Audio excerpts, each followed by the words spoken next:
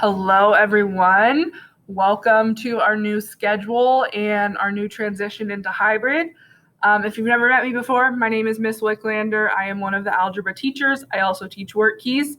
Some of you sophomores I might have had last year in work keys, and I'm just excited to get to teach everyone math. I'm going to be doing the algebra videos from here on out just because we decided as an algebra team to divide the work up, and I took on the videos.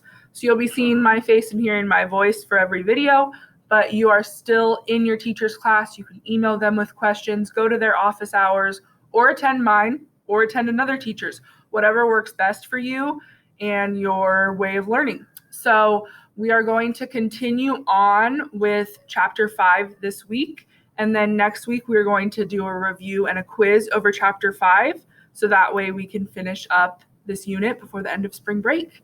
So bell ringer for today, true or false? When graphing an inequality, you always use a solid line. That statement is false. When we graph inequalities, sometimes we use a solid line and sometimes we use a dashed line. Today we're going to do a short lesson over 5.7 and then have pages 1 and 2 on easel as our homework. Reminder, tonight you have Chapter 5 review due and 5.4 special systems.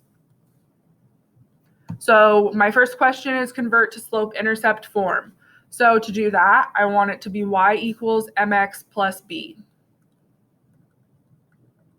So it looks like I have x and y on one side of my equation and a number on the other. So I'm going to move my x over to get it on the other side of the equation. In order to do that, I'm going to subtract it. So I'm going to subtract 3x, and what I do to one side of the equation, I must do to the other. Those 3 x's on the left side cancel, and I'm left with y. Then I'm going to bring down my inequality sign. And 5, I cannot subtract 3x from it because they are not like terms. So I have minus 3x plus 5. So since I'm doing inequalities for this chapter, I'll have an inequality sign instead of an equal sign. This next equation, converting to slope-intercept form again. So an inequality that I'm going to convert to slope-intercept form, that's y equals mx plus b. I'm going to subtract 5x from both sides again because I want y on the left and x on the right. When I say left, this is the left side, this is the right side. It's a positive 5x, so I'm going to do the opposite operation to move it, which is subtraction. Subtract 5x from both sides, and I'm left with negative 2y and my inequality sign. And then I have negative 5x plus 6. Now I want y by itself, so I'm going to divide both sides by negative 2 because the 2 is being multiplied by the y, and the opposite of multiplication is division. What I do to one side of the equation, I must do to the other. These 2's cancel out. I'm left with y, and on this side I have 5 halves x, and 6 divided by negative 2 is negative 3. Remember back to dealing with inequalities in Chapter 2. Anytime I divide or multiply by a negative, I flip the sign. So I'm going to turn around my inequality sign because I divided by a negative 2. This keeps the statement true.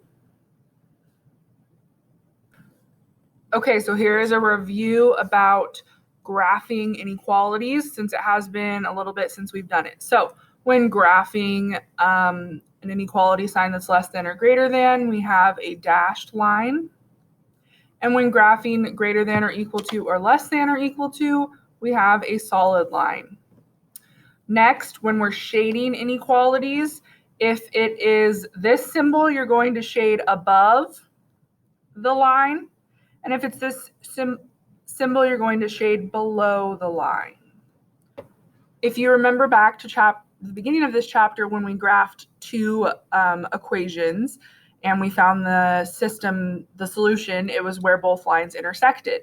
Now, since we're graphing inequalities, where both areas are shaded is the solution. So I'm going to go ahead and graph the first line in blue, and my first point will be at positive 1. Then my slope is negative 1/2, so that means I'm going to go down 1 and over 2, down 1 and over 2. Then I'm going to connect my points. Oh no, that's not a good line. hard to draw straight on my little drawing pad. Oh my goodness.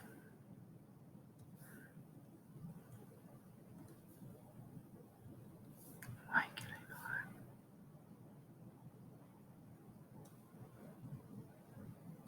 Now, since it is a less than symbol, I'm going to shade above the line. So I'm just going to use my marker to shade the best I can. Now I'm going to graph the second line where my first point is at -3 and my slope is 2 over 1. So I'm going to go up 2 and over 1, up 2 and over 1, and draw my line.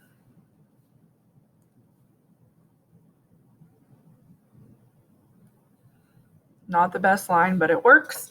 And then since this is a less than symbol or greater than symbol, I'm going to shade below. Now my solution is where both areas are shaded. So this area right here is my solution. I like to go in and erase it and just show my solution as the highlighted area.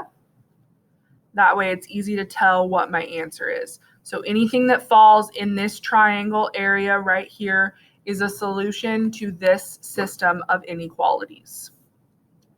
Now for today's assignment, we're going to be using easel, or you might have this on paper if you chose to receive paper copies.